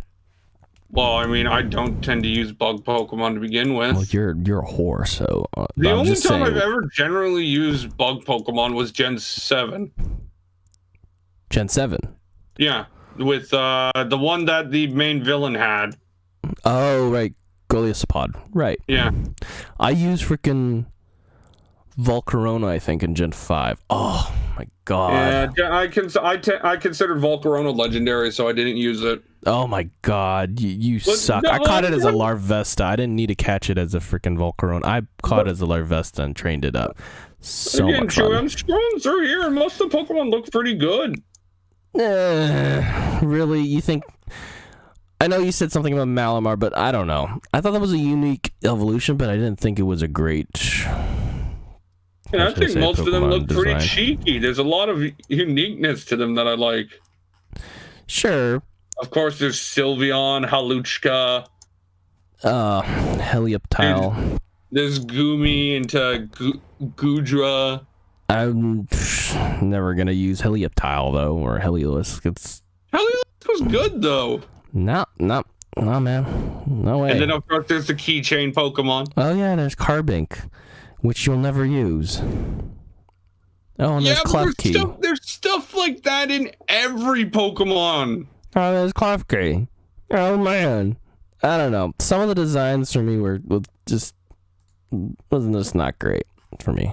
Well, I mean, and did you see? Okay, Litleo, look at its freaking face. What is that? Just Pokemon Litleo. Come on. Oh yeah, no, I can't deny. I'm not saying they're all good, but like, I think the majority of them are actually pretty good. All right, fine, but though I don't understand why Litleo doesn't have like Tough Jaw or something. But like Pumpkaboo, Gorgeist, the weird like size stuff about that, I was like, why? What makes the difference there? Except for, I don't know, heavy attacks apparently, or like weight attacks. I don't know. It's just, some of it was just not great. I will say, why is Pyroar a special attacker? I don't know. It's just not a very good special attacker either. So there was so many weird things for me. But I think we can agree with the major issue with Gen 6. It's the story. The story, the mechanical. Like, okay, I know that there was basically a stepping block to like what is now Sun and Moon, and you can do free walking and stuff like that. Mm-hmm. But oh my god, having to be in 3D model, but still move in like a weird like grid.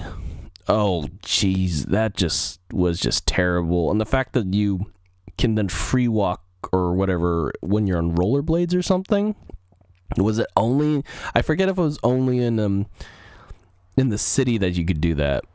Or could you go on rollerblades out in the wild? I totally forget. But that was so awkward. It's like, I can't remember. It's been a long time since I played that. You might as well just go on like rollerblades the entire time, because it was so restrictive just to go walking, just to go grid to grid, square to square or whatever. Oh, Avalugg. No. Okay. Let's move on. So we're pretty much done the C tier now. Let's go to the stuff we consider to be half decent. I feel there's more we could probably talk about that, but okay. You considered second gen, like all of second gen, to be B tier. I don't think I put that on there. No, I put it C. No, you didn't. But we've already talked enough about second gen. No, but why did you consider it? Because it was better? I just think it saved Pokemon. I enjoyed the story. I enjoyed the gameplay. All right. Fix Gen 1 issues. Right. Yeah. Okay. I really do value what it did. I think Crystal... I feel like I probably would have put Crystal higher because of the fact that you could play as a girl, and that was the first time you could switch between genders, and I thought that was pretty cool, too.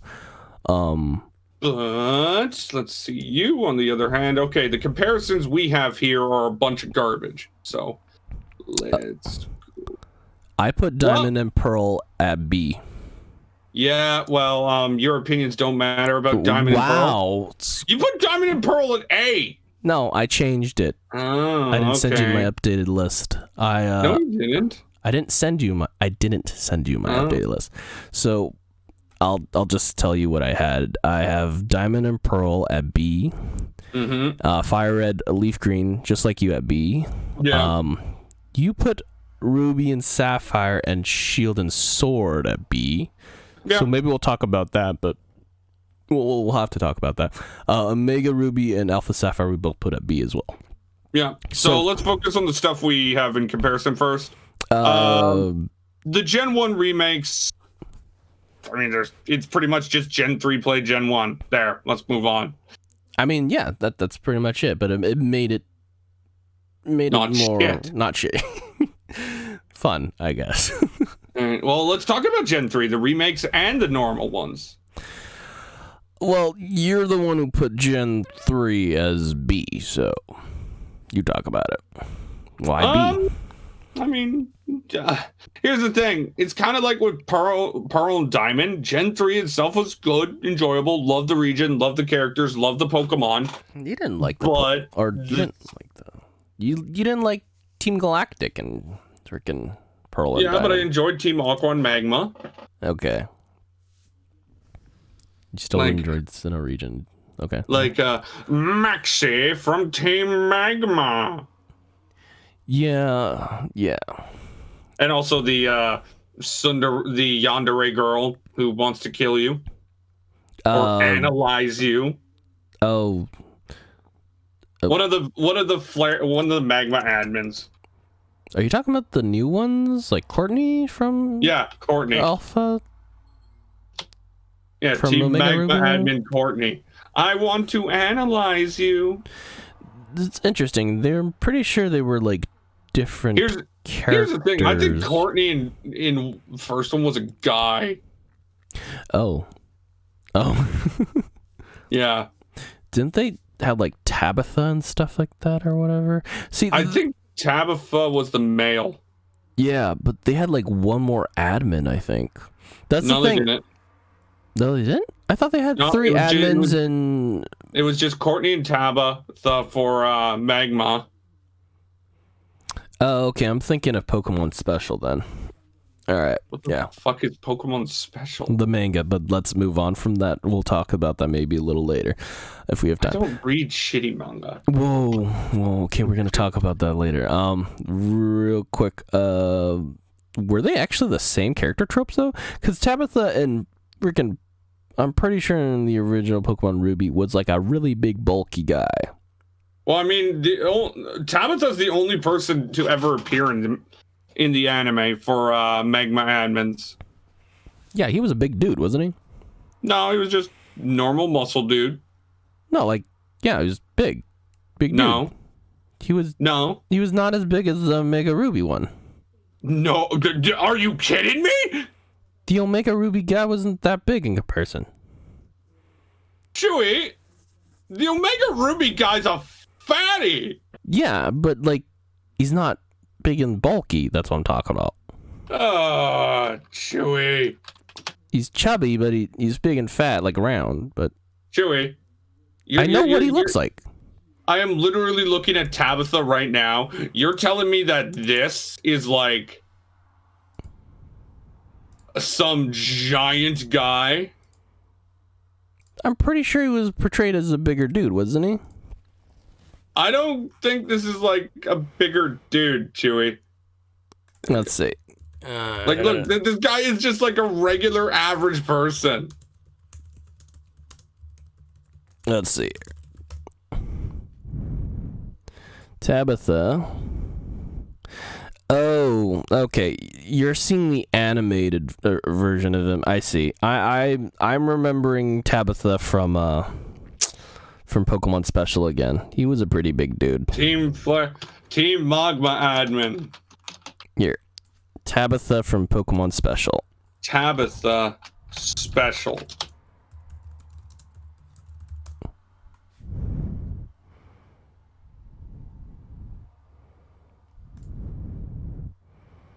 If you looked at Tabitha from Adventures? Yeah, it's called Pokemon Adventures, but it's a Pokemon Special. They literally use the same guy from freaking Omega Ruby and Alpha Sapphire. No. That's the Omega Ruby one chapters. If you looked at the original ones from the Ruby Pokemon Special Tabitha.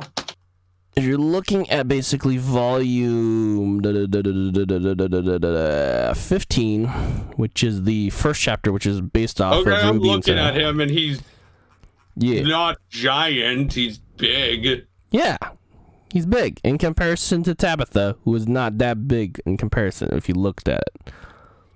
Yeah. Okay. He's a big dude. Okay. So in the anime, I didn't realize they had him as a regular old skinny grunt, pretty much. But yeah. But yeah. Yeah, well, Courtney screams "step on me." Let's be real here. I mean, I don't know what her model looks like in the other ones, but sure, let's go with that. Mm-hmm. Alrighty, but yeah, no, I think Pokemon Gen 3 is decent, but Emerald does really do a lot. Let's listen to you now, though, Lucas. No, but why do you think Omega Ruby and Alpha Sapphire are the same level, though, as the originals? It's mostly because when I think remakes, I expect something to come of it, But and they do next to nothing. It's literally just Pokemon Gen 6, but played in Gen 3. There's nothing new. They don't even have the Battle Island. Oh, yeah, they don't. No, they don't have the Battle Frontier. But they somehow include, like, the Delta episode or something, which is supposed to be, like, a little bit of Emerald. It wasn't anything... the Delta episode wasn't anything out of the ordinary. No, it wasn't. It was an okay remake. But, like, it just doesn't do enough for me. Like, you were trying to make it a sequel kind of thing, or like... Well, no, I just wanted, like... You'll see later that what I think of Heart Gold and Soul Silver, right? Okay, because, like, they actually added stuff. Yeah. Okay, I see. Yeah. What about Sword and Shield? Or, wait, should we talk about the differences now? You had Sword and Shield, I have Diamond and Pearl. Yeah, you can explain why Diamond Pearl is actually good, and then I'll tell you you're wrong. Come on, man. No, you're wrong. It's fine. It's honestly fine. I wouldn't say it's a masterpiece, because it's not, but it was a good game. Sure, maybe it was a bit slow, but literally, just grab a bike, man, and just ride it around. You don't need to freaking walk around. Even a bike is slow! No, it was not. There was 2 different types of bikes, wasn't there? There was, like, the one where you could... Oh, no, there weren't 2 different types of bikes. There was one bike, it was just, you could go really fast. No, it was just fine. It was fine, Marcel. I don't know. It was molasses! The movement speed was fine. Honestly... You go back and play it right now, and you'll realize just how slow it is. It's fine. It was fine. And I didn't mind if it was slow or not either, anyways, because it was an enjoyable game. I never understood you. It also made me appreciate the music as well, which is very, very nice. I think that was maybe one of my first Pokemon games, so that's probably why I'm putting it up so high, is because a little bit of nostalgia, but I liked it. Like, Cynthia was hard, like a hard champion to fight at the very end, but it's not like she's unknown or whatever, and you didn't know her. She literally was helping you out this entire time. Yeah, Cynthia was great. There's no denying that. The gym leaders were fun, honestly. Though I do like what they did with Platinum later on, but still. And the diversity of Pokemon. Like, sure, they lacked in fire types and whatever they brought in that wasn't new, but I loved Staraptor. I loved Gibble and Gabite and Garchomp, and like even like the ones I never use, like Weasel, like I would consider putting it up. Sure, definitely lacking in fire types for sure. I mean, doesn't help. But they had like Magnezone. I mean, evolution for Murkrow and Mischievous finally. Murkrow, like instead of being gangster Pokemon. Yeah, pretty much. The Mafia Pokemon. Yeah, we get it. You actually enjoy. Yeah, and the fact that they added new Eevee evolutions as well, but they were kind of, the only viable one was like Glaceon, and not by a huge amount either. Glaceon wasn't even that viable though. I mean, I guess Leafeon was a better attack type compared to Flareon, but yeah, I mean, there was way better grass types, I feel, like Roserade and Torterra. But yeah, no, it was fun. I liked being up Team Galactic, probably because they were strange. Corny as shit. Corny and weird. But then, no, Cyrus's ideas at the very end did kind of then amplify, like, oh, okay, they may be weird, but this guy's kind of dangerous. Like, that was too corny for me. I feel like out of a lot of the main antagonists, Cyrus is probably up there for being the most dangerous. Sure, but that also doesn't take away that his plan is stupid. I mean, you make do with what you got. If you got the legendary time and space Pokemons, what are you gonna do? Alrighty, well, let's move on for me to Sword and Shield. Yeah. I love these games. Okay. I think they're great. Okay. I want to say they're S. Okay. But I think that would explode the internet. I mean, did I even put them as S? No, I think you put them as A. Yeah, I didn't even put them as S. I'm sitting here and I'm thinking about stuff I don't think is good in Sword and Shield, right? Right. And I can't think of much. Yeah, there's not a ton. Like, I think it has one of the best rivals ever in Hop. Like, Hop.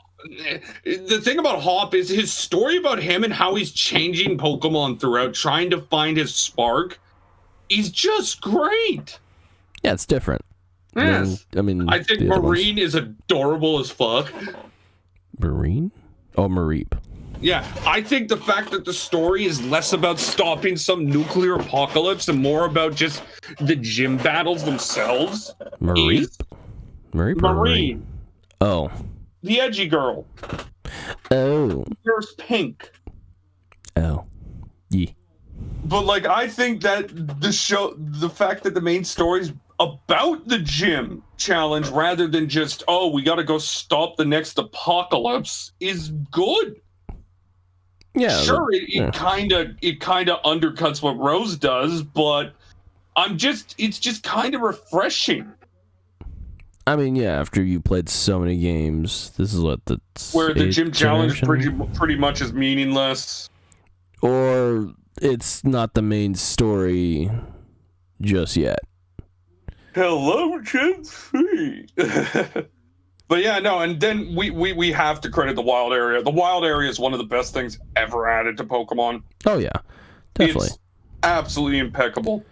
No, actually, when I think about it, Gen 5 actually does something very similar with that too, but we'll talk about that later too. And it's less, the reason I have Sword and Shield so down here is less to do about what it does and more to do about what others do. Like the rivals, their actions and stuff like that. You'll see when I talk about the things in A and S just how good I think they are. Right. Okay. And also, the Pokedex, people, shut the fuck up. Here's the thing. The fact that it was a lower Pokedex to start actually made me want to complete it. Because we're getting to the point where there's so many Pokemon, it just gets ridiculous. I mean, I half agree, and then I look at the DLC, I'm like, well, there goes that that's part. A lot better than releasing a remake with, like, updated Pokedexes. Like, that's the thing. I'd much rather take expansion passes than Pokemon staff. Oh. Okay. Because to me, I want to see Pokemon live through it rather than just say, all right, Sword and Shield's done, let's go to staff. You ever notice, though? You ever notice before Sword and Shield, like before the expansion pass, which I think, again, is a great thing. Mm-hmm.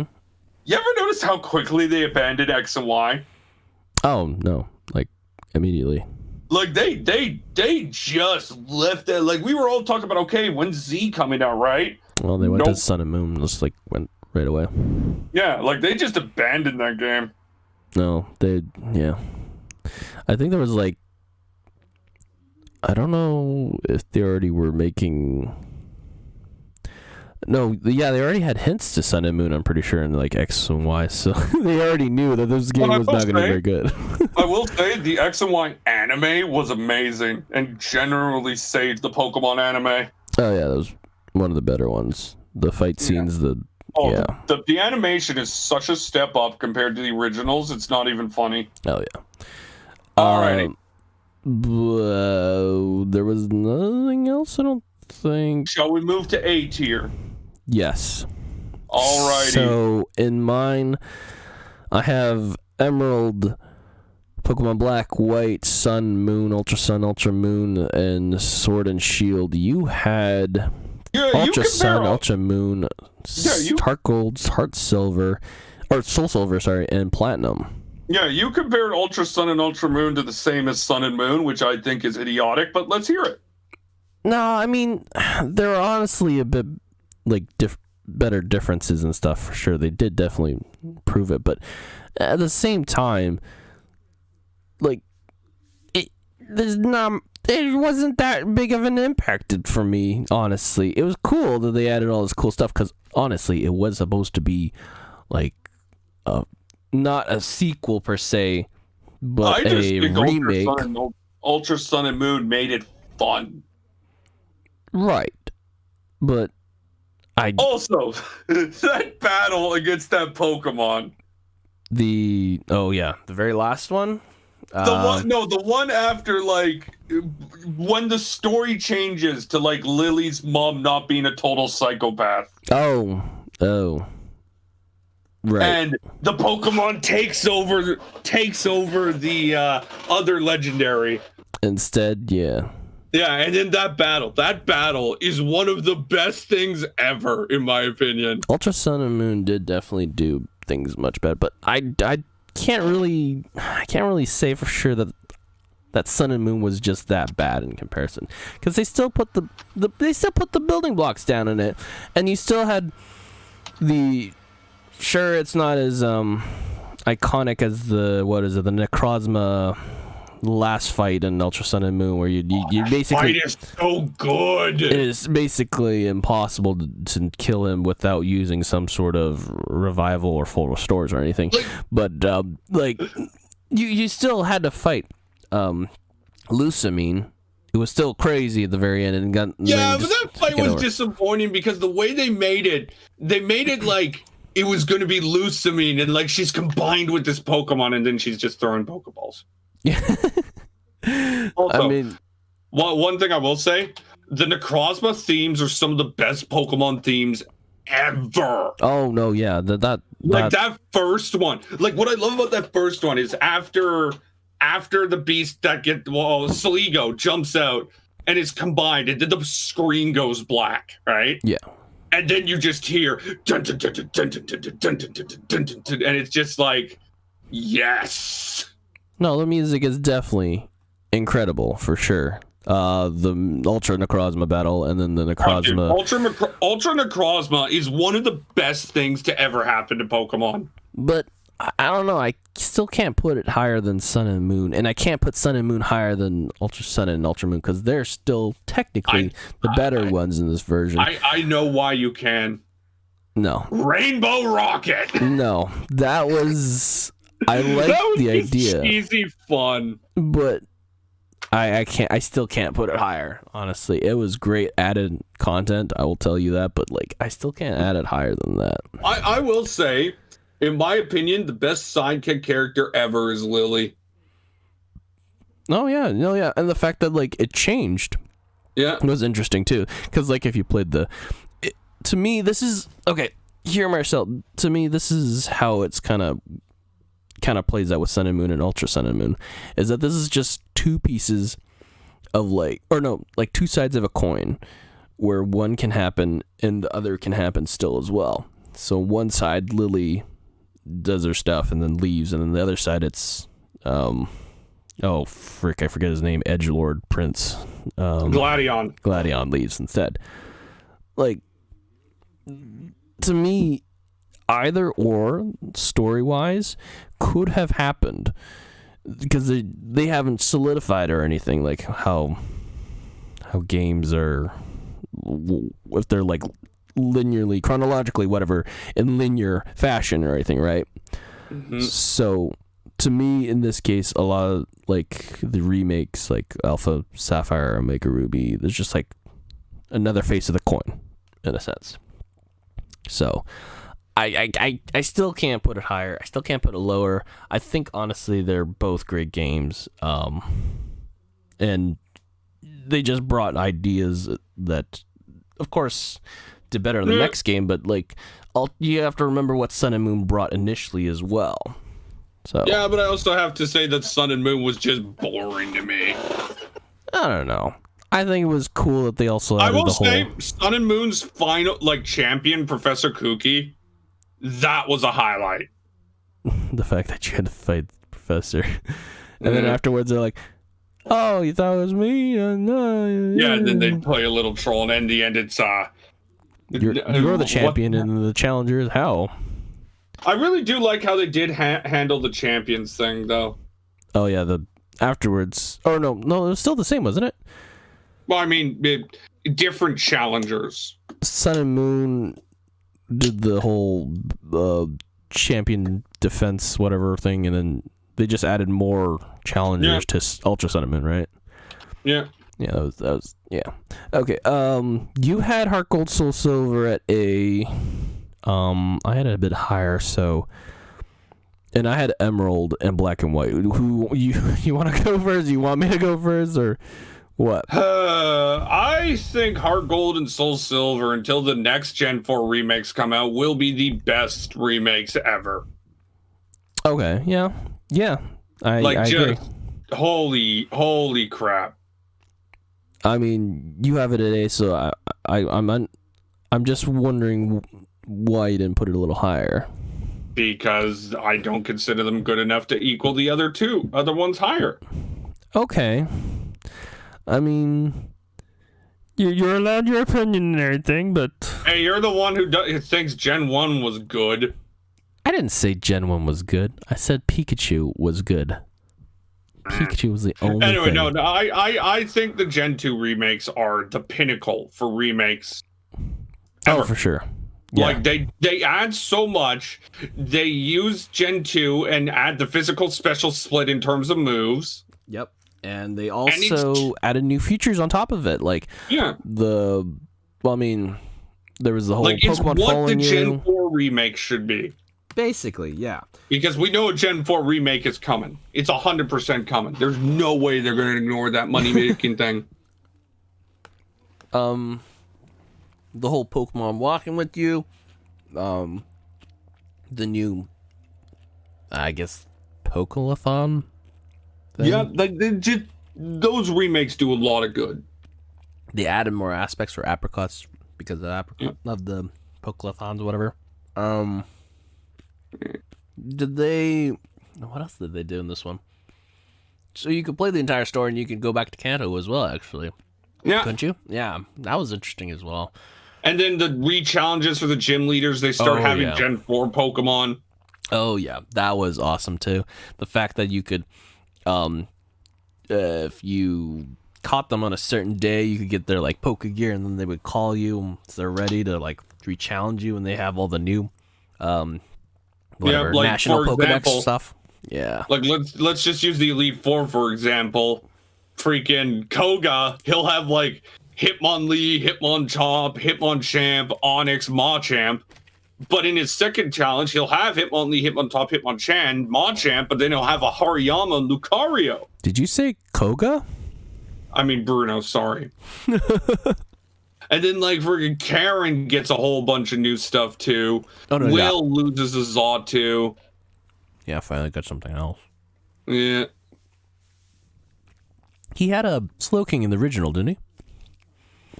No, he had a Slowbro. And he has a Slowbro in the second one, too. Really? He doesn't have a Slowking? I thought he had a Slowking in this one. Nope. Well, okay, well. Still, that doesn't change too much, because it's still an incredible game nonetheless. For me, I think it was just, it's just fantastic.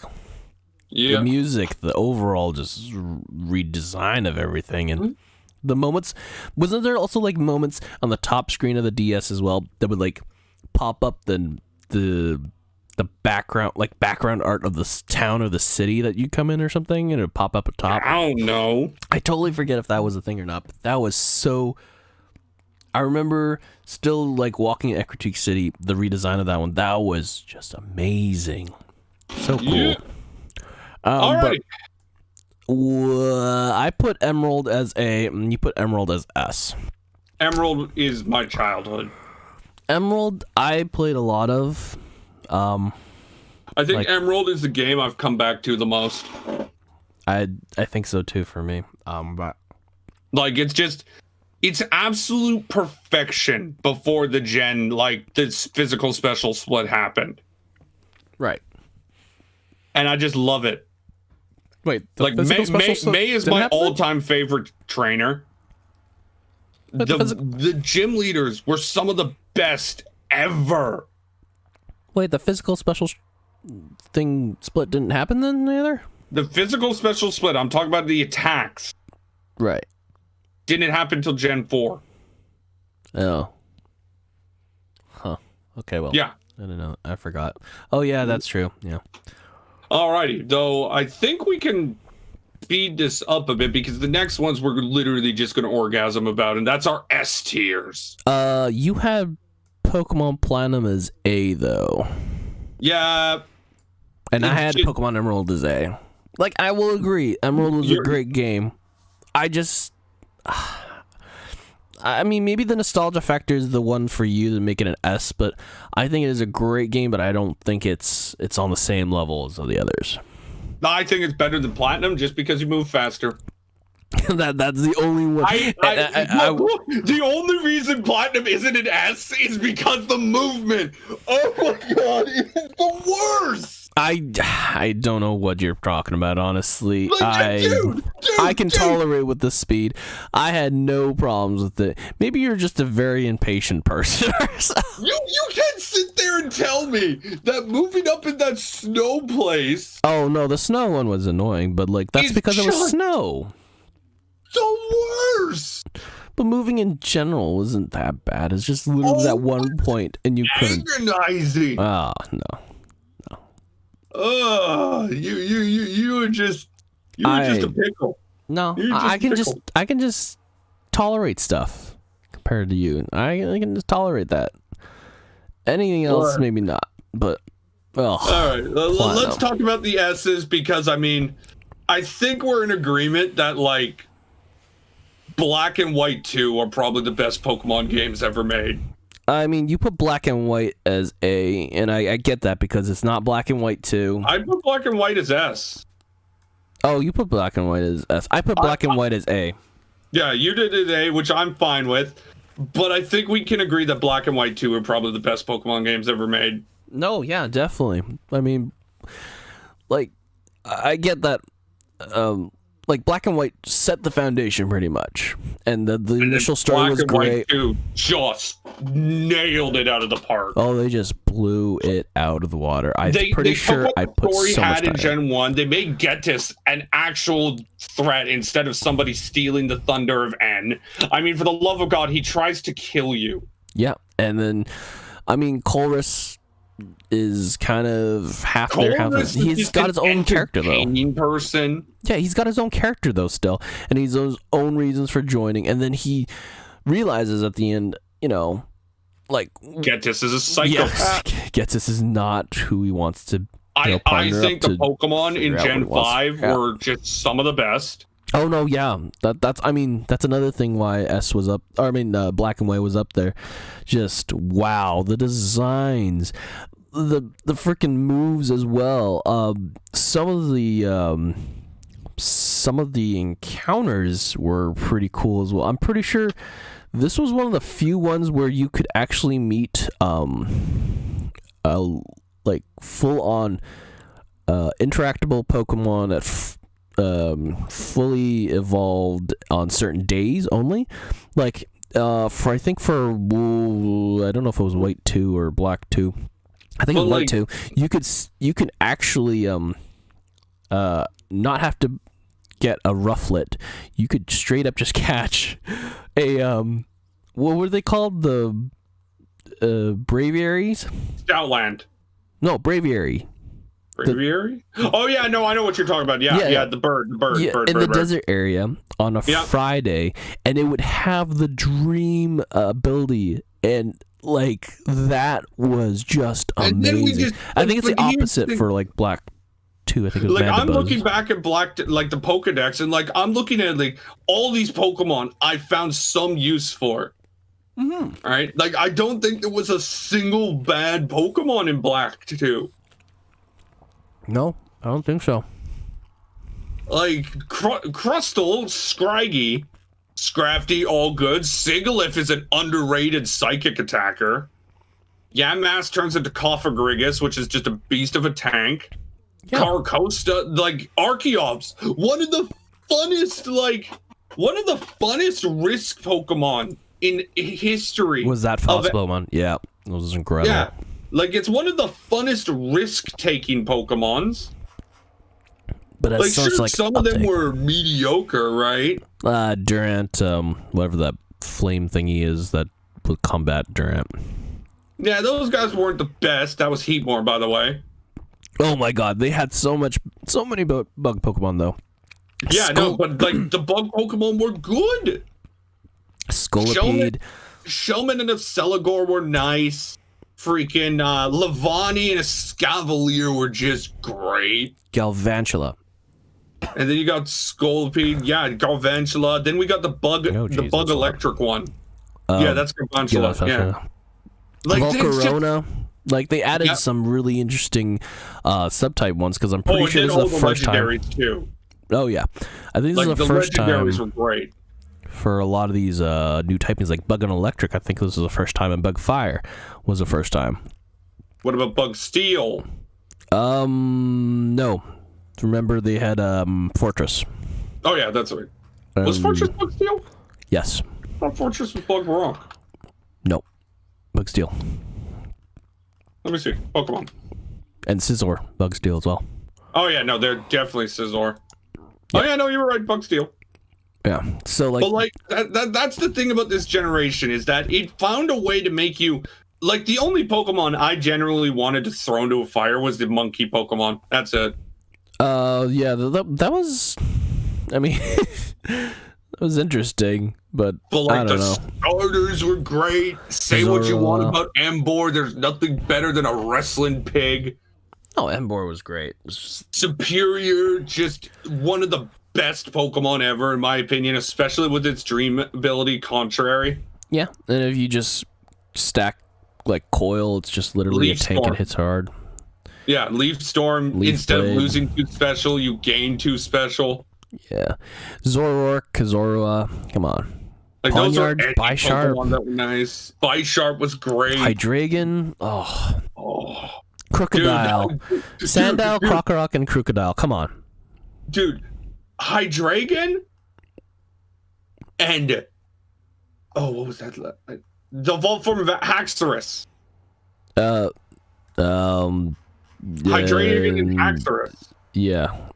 Some of the best dragons ever. Draconic was not that bad either, actually. It's just too bad it wasn't bad. It's just because he didn't have an evolution, he was just kind of stale. Yeah, but they didn't really make him any stronger than they probably should have. And then they got Chandelure, who's one of my favorite Pokemon ever. Yeah, I added some really good ghost types for sure. And notice how we haven't even talked about the story. No, the story was incredible. I mean, Black and White was... Black and White was great. Black and White was great. The only issue I have with Black and White is how Getsis just kind of just tells N to go F himself at the end. Yeah, and he's kind of like the background real bad guy, but like... But then when Getsis is the full-blown bad guy and you know it's him, it's great. Yeah, but I think, honestly, it's still up there. I feel like the betrayal was maybe projected in a sense, but... It was too obvious for me. I feel it was projected for sure, and I could tell it maybe at the end, but I don't know if I could tell... Well, I mean, I felt like Getsis had a big part, but I didn't feel like... I didn't know he was just going to be like, oh, N's actually just the... how should I say... the misunderstood bad guy who just turned out to be the bad guy. Because the real bad guy. Yeah, he's not really a bad guy at the end.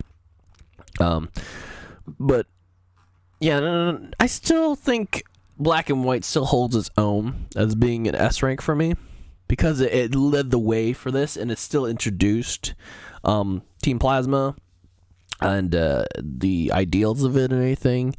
And overall the game was just amazing. Lenora, I thought the first gym, was it the Striton one or was that Lenora? I totally forget. The first gym was the normal one.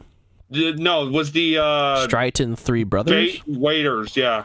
Okay, yeah, like I didn't mind that one. That was interesting. The fact that they would fight you depending on who you chose as your starter.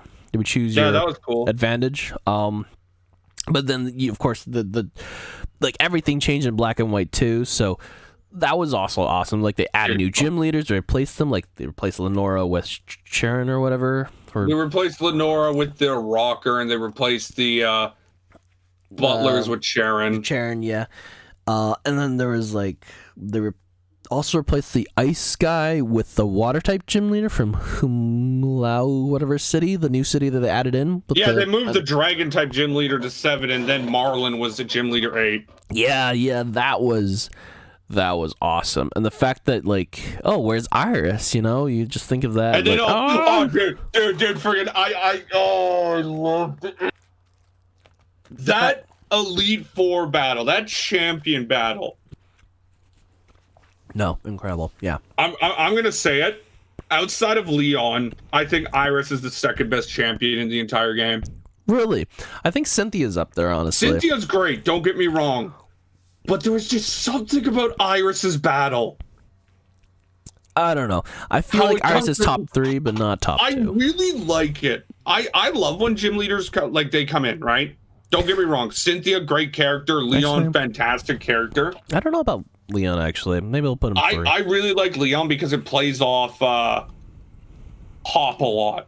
Okay, yeah, that's fair. But here's the thing. I love when the champions come in and help. Don't get me wrong. Okay. When they are here to help and do stuff, it gives them great character. But you know what? What made Iris such special is because there's no way you could have seen it coming. Well, if you had played Black and White before, you would have been like, okay, Black. Iris is strong. Like she was the gym leader when you played as White, while on the other side, Drayden was Black, right? Yeah. But then you played Black and White too, and then you're like, oh, there's no version exclusive difference. It prompts a question, but there's no way you can see it. Like maybe you think she's a super trainer, like Steven was in Emerald, or it could be like one of those other gym leaders that had retired as well because they had they never really talked about them really. I don't think. Just say Wallace is criminally underrated. He is, but I don't think he's Steven level. Yeah, no, Steven was. Look, they use the same theme, right? Like they use the same theme. Did they? Yeah, they do. Oh, are you talking about music theme? Okay. Yeah, for the gym leader theme. Yeah. It works so much better for Steven. Okay, yeah. I mean, sure. Especially in Omega Roofy. Oh god, my voice cracked there real bit. But I'm gonna say it. As much as I love seeing gym leaders come around and help, I also just love not knowing because it's so obvious in most games who the champion is. Yeah, because they're like the guy that does one little cameo and hey. Diantha for Gen 6. Alder, Gen. She did one little cameo and then that was it. Like her theme's amazing, I will say, and her battle actually isn't bad. I think Adler also, or whatever his name is, Alder. Adler was there the whole way through Gen 5. Alder, yeah, and it's like, okay, that's pretty obvious. Cool. Yeah. I think also Lance was obvious too. Yeah, but Lance is his own character at this point. Steven was kind of obvious too because he showed up at Dewford and somewhere else. Yeah, Steven was kind of obvious in Ruby and Sapphire, and then in Emerald, Wallace was just, I'm the champion. Sun and Moon, I don't know. Well, Sun and Moon was also about building up the league, right? Yeah, so there was no actual champion. I kind of guess could have been either How, which I was partially correct because in Ultra Sun and Moon it was How, but still. How wasn't the champion, he was just the final battle. Yeah, he was the final guy, but I was thinking it was probably How, but then I was, well, of course, Kukui, you know. Oh, yeah. Kukui was such a great one. And of course, like, Sword and Shield, you already know, because he's Leon. a superstar. Everyone knows. You meet him in the beginning. I just think the story of Sword and Shield is somewhat underrated. No, yeah. Alrighty, we've been talking for a good 2 hours, so I think this is where episode 1 ends. I'm a little sad that we can talk about other Pokemon stuff, but you know what? We'll talk. Maybe consider that in another. We can probably set up something. I think next week we'll have to figure out what the thing will be for next week. Okay. Yeah. We could dive down the rabbit hole of VTubers. Oh, geez. But there's also a special coming up. I'm trying to get a certain friend to watch a certain show, but he's being a rather pain in the ass about it. Yeah, so we'll just we'll figure out some other content. But this is gonna be a weekly showcase. It's gonna be done every Thursday and hopefully uploaded either Thursday, Friday. Lucas, that's on you. Every Thursday, man. Every Thursday, unless Lucas is a bitch. Wow. I'm thinking you might be you're the only one with a solid schedule, but we'll think about it. We'll try to make it weekly. It'll be every Thursday and we can work around your schedule. We can try to make it weekly, but I don't think every Thursday is going to work out. It's going to work, Chewy. I know you. Anyway. We can record at like 12 at night when you show up after work. I'm not going to do that. Oh, you will. I'm not going to do. You are going to have like the poorest person to work off of. I'm just going to be Nom. Yeah, sure. But you also need to watch more shit this week. I do. That will be my work, or my homework, I guess. You need to go read manga and maybe think about... I did read manga. I read My Hero and Black Clover. Read more. Read everything. I've been reading Rent-a-Girlfriend, Fire Force, and Arari no Seraph. Okay. But that, and maybe we should look at other stuff as well, because we definitely didn't touch... We did touch on video games, for sure. Much to go with video games, though. Yeah. Everybody's like, what about Cyberpunk? Cyberpunk fucking sucks. We didn't even have the game yet, so I can't really say. I saw the trailer. It looks pretty good, but come on. I can't really say anything until I actually look at the actual gameplay. But, we'll figure something out. Hopefully weekly. Hopefully you get this going. It's going to be weekly. We'll try. But, alrighty, this has been episode 1 of ARPG. Yeah. Always. Which is what again? Always recapping pointless garbage. Thank you for joining us. Have a good night, guys. We'll see you next time. Good night. Or goodbye. I don't know. Bye.